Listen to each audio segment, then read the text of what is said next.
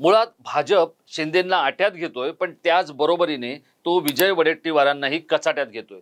आणि एकूणच एवढी मोठी सत्ता हातात असताना भारतीय जनता पार्टी हा पक्ष आपल्याच माध्यमातून आपल्या सहकार्यांना, विरोधकांना आणि जो जो आपल्या समोर येईल त्या कुणालाही नेस्तनाबूत करण्यासाठी आकांड तांडव करताना दिसतोय, आकाश पाताळ एक करताना दिसतोय। आणि याचसाठी केला होता का अट्टास असा प्रश्न पडावा अशी भाजपच्या एकूणच राजकारणाची आणि त्यांच्याकडून सुरू असलेल्या कारभाराची रीत आपल्याला दिसते। काय आहे हे सगळं? शिंदे नेमकं काय करू पाहतायत किंवा भाजपला त्यांचं काय करायचंय हा झाला एक प्रश्न। पण एकाच दगडात भाजप अनेक पक्षी मारण्यासाठी का उतावळा झालाय हे आपल्याला बघायचंय। संक्षिप्त स्वरूपात आपण ते समजून घेणार आहोत। नमस्कार, मी राजेश कोचरेकर आणि आपण पाहताय आपलं आवडतं न्यूज पोर्टल टाइम महाराष्ट्र।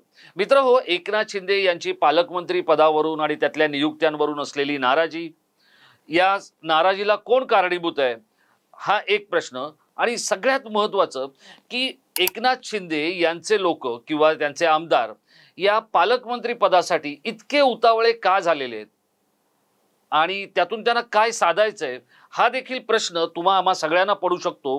त्यामुळे आधी आपण संक्षिप्त स्वरूपात हे समजून घेऊया की नेमकं भाजप शिंदेंना का कचाट्यात घेतोय आणि त्यानंतर आपण संक्षिप्त स्वरूपात एक दृष्टिक्षेप टाकूया की या पालकमंत्री पदामध्ये काय दडलंय। सगळ्यात आधी भाजप शिंदेंना आट्यात घेतोय का? तर होय, भाजप शिंदेंना आट्यात घेतोय, भाजप शिंदेंना घाबरवण्याचा प्रयत्न करतोय। पण तो कोणता भाजप आहे? तो मोदी आणि शहांचा भाजप आहे की फडणवीस आणि बावनकुळेंचा भाजप आहे? आता बघा, ही जी यादी आहे पालकमंत्र्यांची, या पालकमंत्र्यांच्या यादीमध्ये काही इंटरेस्टिंग गोष्टी आहेत। त्या काय आहेत तर शक्यतो मुख्यमंत्री हे कधी कोणताही जिल्हा स्वतःकडे ठेवत नाहीयेत, पण देवेंद्र फडणवीसांनी गडचिरोली हा नक्षलग्रस्त भाग जो आहे किंवा हा भाग ज्या म्हणजे हा जो जिल्हा आहे नक्षलग्रस्त जिल्हा तो स्वतःकडे ठेवलेला आहे। चंद्रशेखर बावनकुळे यांच्याकडे 2 जिल्हे आहेत आणि ते कोणते आहेत तर नागपूर आणि चंद्रपूर। ते स्वतः प्रदेशाध्यक्ष आहेत। आता कार्याध्यक्ष म्हणून रवींद्र चव्हाण यांची नियुक्ती झालेली असली तरी अजूनही बावनकुळे हे व्यवस्थितरित्या वावरताना दिसत आहेत, कारण ते प्रदेशाध्यक्ष आहेत। त्याचप्रमाणे जर आपण पाहिलं तर गडचिरोली हा जसं मी आपल्याला म्हटलं तो देवेंद्र फडणवीसांनी स्वतःकडे ठेवलाय। ठाणे आणि मुंबई एकनाथ शिंदेंनी स्वतःकडे ठेवलेला आहे किंवा त्यांच्याकडे तो देण्यात आलेला आहे। याचं कारण असं आहे की या दोन्ही ठिकाणी ठाकरेंच्या शिवसेनेला मात देण्यासाठी ठाणे आणि मुंबई एकनाथ शिंदेंकडे ठेवणं हे क्रमप्राप्त होतं, म्हणून ते झालेलं आहे। अजित पवार यांच्याकडे पुणे आणि बीड देण्यात आलेलं आहे। आता तुम्ही म्हणाल की हे तर आम्ही वाचलेलं आहे, हे तुम्ही आम्हाला काय सांगताय? तर याच्यात जी काही गंमत आहे ती मी आपल्याला सांगतोय, कारण ज्या क्षणाला यादी येते त्याच क्षणाला या सगळ्या गोष्टी झटपट आपल्या समोर येत नाहीत। आणि हा जो बीड जिल्हा जो आहे याच्यावरून धनंजय मुंडेंना बाजूला ठेवण्यात आलेलं आहे, पण इथे अजित पवारांकडे तो बीड देण्यात आलेला आहे। याचा अर्थ काय आहे की याचा अर्थ हा आहे की बीडमध्ये पण पडद्या मागचा पालकमंत्री हे धनंजय मुंडेच असणार आहेत। हे तुम्हाला पहिल्या यादीत लगेच कळणार नाही की काय होतंय आणि काय नाही ते। आता अशीच गोष्ट कोल्हापूरमध्ये झालेली आहे। कोल्हापूरमध्ये प्रकाश आंबेडकर आणि माधुरी मिसाळ यांच्याकडे 1 जिल्हा देण्यात आलेला आहे। कोल्हापूर हा प्रचंड राजकीय आणि सशक्त असा एक मोठा जिल्हा म्हणून त्याच्याकडे पाहिलं जातं। तर प्रकाश आंबेडकर जे स्वतः आरोग्य मंत्री आहेत त्यांच्याकडे हा जिल्हा दिलेला आहे आणि त्याचबरोबर माधुरी मिसाळ यांच्याकडे दिलेला आहे। आता मुंबई उपनगर राज्यातला सगळ्यात दाटीवाटीचा आणि एक ज्याला आपण सक्षम असा जिल्हा म्हणू शकतो तर तो आहे मुंबई उपनगर। या जिल्ह्यासाठी 2 लोक दिलेले आहेत। त्यातले कोण आहेत 2 लोक तर ते आहेत, एक आहेत मंगल प्रभात लोढा आणि दुसरे आहेत आशिष शेलार। तर या सगळ्या गोष्टींकडे नजर फिरवल्यानंतर आपल्याला लक्षात येतं की हे पालकमंत्री पदाच्या बाबतीत जे काही आहे ते काय घडलंय। आता रायगड आणि नाशिकवरून जो वाद आहे त्याच्यामध्ये अदिती तटकरे यांना रायगड दिलेलं आहे, भरत गोगावलेंना रायगड हवाय। दुसरीकडे नाशिक दादा भुसेंना हवाय, पण ते गिरीश महाजन यांना दिलेलं आहे। आता खरी परिस्थिती अशी आहे की या सगळ्या पालकमंत्र्यांची जी यादी आहे ही कोणी बनवली तर ही प्रामुख्याने तयार केली गेली ही चंद्रशेखर बावनकुळे यांच्या नेतृत्वाखाली आणि जवळपास त्यांनीच असं म्हणूया। त्यामुळे चंद्रशेखर बावनकुळे हे एकनाथ शिंदेंना खुळे समजतायत का? अशी परिस्थिती ही यादी बनवल्यानंतर किंवा या यादीतून समोर येते। याच्यामध्ये एक आणखी दुसरी इंटरेस्टिंग गोष्ट आहे ती म्हणजे 16 मंत्र्यांना त्यांचे त्यांचे पालक जिल्हे दिलेले नाहीत। 14 मंत्र्यांना त्यांचे पालक जिल्हे दिलेले। चंद्रपूरमध्ये पहिल्यांदा बाहेरच्या नेत्याला चंद्रपूरचं पालकमंत्रीपद दिलं गेलेलं आहे, त्यांचं नाव आहे अशोक उईके। आता जे 5 लोक आहेत ज्यांना पालकमंत्री करण्यात आलेलं नाहीये ते कोण आहेत? ते आहेत दादासाहेब भुसे, त्याचप्रमाणे भरत गोगावले आणि योगेश कदम। गृहराज्यमंत्री असलेले रामदास कदम यांचे चिरंजीव आहेत ते निवडून येतात खेडमधून।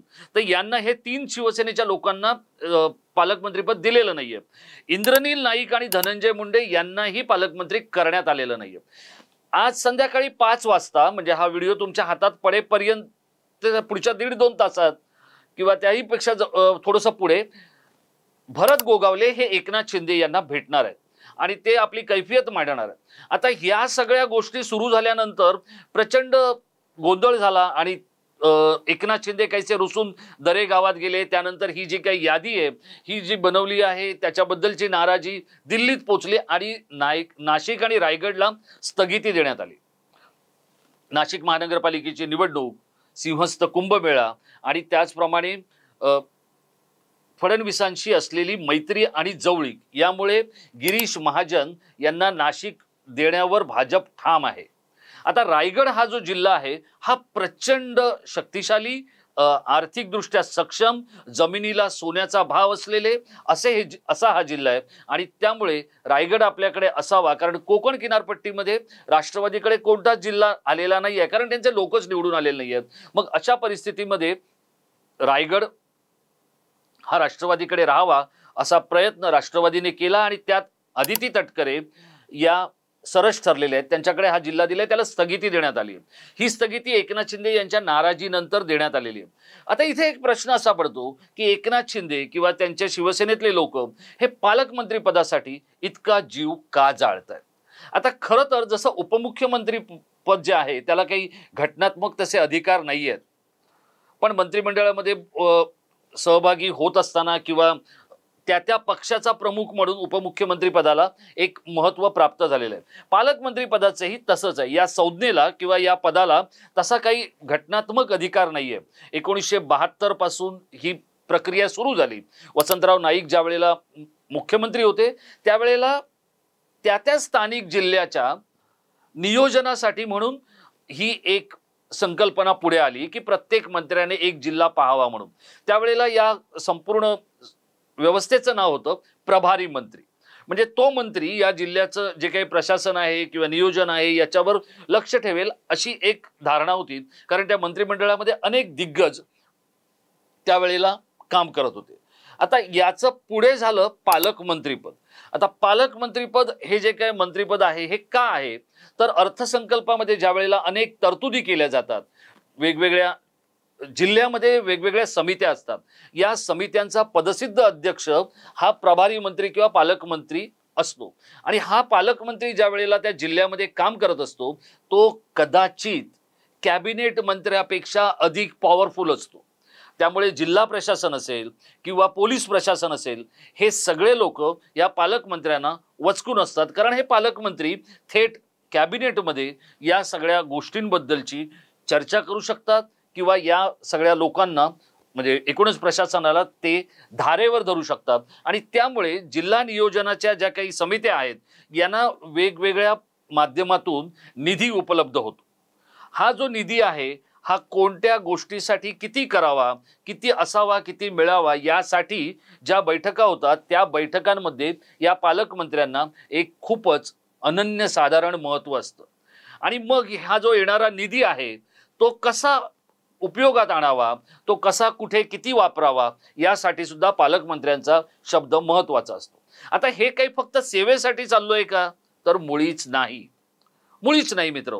हे फक्त चाललेलं आहे हे सगळं एकतर जिल्हा प्रशासन पोलीस प्रशासनावर आपली पकड मिळवण्यासाठी, एसपींना आणि कलेक्टरना थेट काही गोष्टी सांगण्यासाठी आणि त्यांच्याकडून करून घेण्यासाठी, आणि सगळ्यात महत्त्वाची गोष्ट काय आहे तर प्रत्येक जिल्ह्यामध्ये आवडते आणि नावडते कंत्राटदार असतात, ठेकेदार असतात। या ठेकेदारांना कोणता ठेका मिळवावा, त्यांना कोणता मिळावा, तो कसा दिला जावा, आणि मग आपला कोण आणि परका कोण, आपला कोण आणि चुलत कोण, असं या ठेकेदारांमध्ये सुद्धा वर्गीकरण करण्याचं काम हे पालकमंत्री करत असतात. या संपूर्ण जिल्हा नियोजनाच्या माध्यमातून एक साधारण 400 ते 500 कोटी रुपये हे दरवर्षी येत असतात. आणि या सगळ्या कोट्यवधी रुपयांच्या निधीचं जे काही नियंत्रण होत असतं, नियोजन होत असतं, त्याचा चालक मालक करता करविता हा पालकमंत्री असतो. त्यासाठी हे सगळे इतका जीव जाळतात. आता हे काल आदित्य ठाकरे असं म्हणाले की हे सगळं स्वार्थासाठी चाललंय, स्वतःच्या हितासाठी चाललंय. तर आदित्य ठाकरेंनी हे बोलणं जरा थोडंसं विचित्रच दिसतंय ना, की ज्यांनी आपल्या आजोबांचं स्मारक करण्यासाठी थेट मुंबई महानगरपालिकेचा महापौर बंगलाच मटकावलेला आहे किंवा पटकावलेला आहे किंवा बळकावलेला आहे. त्यांनी हे काही बोलू नये इतकंच. पण हे सगळं स्वार्थाने बरबटलेलं आहे इथपर्यंत खरं आहे. पण एकनाथ शिंदे हे ज्या पद्धतीत या सगळ्या गोष्टींसाठी हिरिहिरीनं भांडतायत, नाराज होत आहेत, नॉट रिचेबल होत आहेत, बाहेर निघून जात आहेत, आणि यांच्या या सगळ्या पालकमंत्र्यांसाठी ते भाजपला अंगावर घेत आहेत, हेही काहीसं न पचणारं आणि रुचणारं आहे. याचं कारण काय? तर याचं कारण शिंदेंबरोबर जे लोक आलेले आहेत, म्हणजे दाढी बाबा आणि 40 घोर. मी घोर म्हटलंय, लक्षात घ्या. घोर म्हणजे काळजी. यातल्या प्रत्येकाची काळजी या शिवसेनेच्या दाढी बाबाला आहे. आणि आता तुम्ही काय ऐकलं मला माहित नाही, 40 बाबा आणि सेनेला घोर म्हणा किंवा शिंदेंना घोर म्हणा किंवा 40 जणांचा घोर म्हणा, याचं कारण असं आहे की यातला एकही जण एखादा दुसरा अपवाद सोडला तर एकही जण धड काम करताना दिसत नाहीये. आणि मग अशा लोकांच्या साठी एकनाथ शिंदेंनी आपलं सगळं पणाला लावणं, वारंवार भाजप बरोबर भांडणं, हे काही आता राज्यातल्या जनतेला फारसं रुचत नाहीये किंवा पटतही नाहीये. कारण यांना भरघोस मतांनी निवडून दिलेलं आहे ते राज्याचा गाडा हाकण्यासाठी. स्वतःला काय मिळतंय किंवा स्वतःच्या पदरात काय पडतंय हे समजण्यासाठी नाही. आता या सगळ्यामध्ये उडी कोणी घेतली? विजय वडेट्टीवारांनी, की शिवसेनेत दुसरा उदय होणार. हे खरं आहे की उदय सामंतांची काहीतरी जमवाजमव चालू आहे, मोठ बांधणं चालू आहे. ते सांगतायत की मी शिंदेंबरोबर आहे. हे जितकं सांगतायत तितकं आपण ऐकायचं. पण त्यातलं आत काय चाललंय हे आमच्यासारखे जे काही लोक आहेत की प्रत्यक्षात जाऊन बघून त्यातलं काही करू शकतायत किंवा लिहू शकतायत किंवा बोलू शकतायत, यांना उदय सामंतांनी हे सांगू नये. आता उदय सामंतांकडे पण एक माहिती जी आहे ती पण तितकीच धक्कादायक आहे. ती विजय वडेट्टीवारांची. विजय वडेट्टीवार आणि देवेंद्र फडणवीस यांचा दोस्ताना हा काही लपून राहिलेला नाहीये. ते लपून दोस्ताना करण्याचा प्रयत्न करत असतात. पण सध्या नाना पटोले यांना कुठल्याही क्षणी बदललं जाईल आणि नवा प्रदेशाध्यक्ष येईल अशी एक चर्चा परिस्थिती आपल्याला दिसते दिल्लीमध्ये. आणि त्यासाठी जी नावं चर्चेत आहेत त्यामध्ये सर्वाधिक आघाडीवर जर कोणाचं नाव असेल तर ते विजय वडेट्टीवारांचं. ते स्वतःही जोरदार लॉबिंग करतायत. पण एका बाजूला प्रदेशाध्यक्ष बनण्यासाठी लॉबिंग करतायत, दुसऱ्या बाजूला ते देवेंद्र फडणवीस यांची दोस्ती टिकवतायत, आणि तिसऱ्या बाजूला जे फडणवीस किंवा बावनकुळेंना हवंय तोच अजेंडा ते प्रसार माध्यमांसमोर चालवतायत आणि शिंदेंना घाबरवण्याचा किंवा आट्यात घेण्याचा प्रयत्न करतायत. आता ते शिंदेंना आट्यात घेत असताना स्वतःच भाजपच्या कचाट्यात जात आहेत असं बघायला मिळतंय. कारण आतापर्यंत 3 विरोधी पक्षनेत्यांच्या विकेट्स या भाजपच्या लोकांनी काढलेल्या आहेत. त्यात कोण आहेत? राधाकृष्ण विखे पाटील. नंतर कोण आहेत? एकनाथ शिंदे, जे 25वे राज्याचे 25वे विरोधी पक्षनेते होते. त्यानंतर कोण आहेत? अजित पवार. तर हे विरोधी पक्षनेता झाला की बघा भाजपची एक पद्धत काय आहे की एक तर आपल्या विरोधात बोलणाऱ्याला शांत करण्याचा प्रयत्न करायचा, तो घाबरवून धमकावून, आणि तो जर यशस्वी नाही झाला तर त्याला थेट आपल्या पक्षात घ्यायचं.